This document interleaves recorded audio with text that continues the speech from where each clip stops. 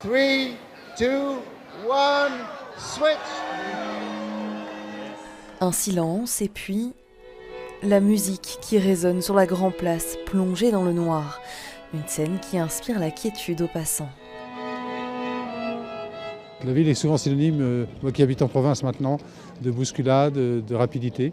Et là, c'est un moment d'agrément et j'aimerais qu'il y en ait plus, même si c'est pas très réaliste. Pour les touristes, c'est un peu plus surprenant. On aurait bien aimé voir la place de la lumière. On est venu juste pour ce week-end, mais bon.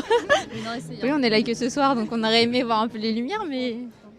Si vous restez jusqu'à la fin du concert, je crois qu'il rallume après. Ah ouais, je pense aussi. Bien que symbolique, cette action, 1 heure pour la planète, est surtout une sonnette d'alarme tirée par le WWF. La biodiversité recule à grands pas.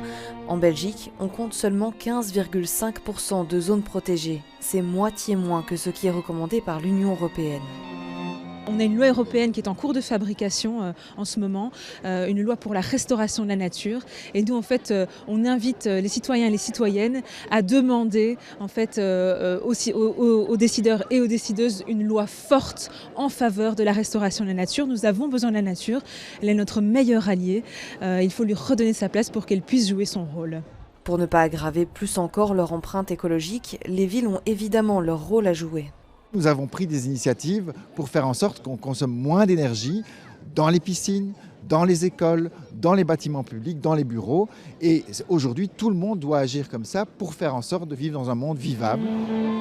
De Bruxelles à Paris, de Sydney aux métropoles chinoises, en passant par l'Inde, une partie de la planète a embrassé la nuit en éteignant les lumières hier soir.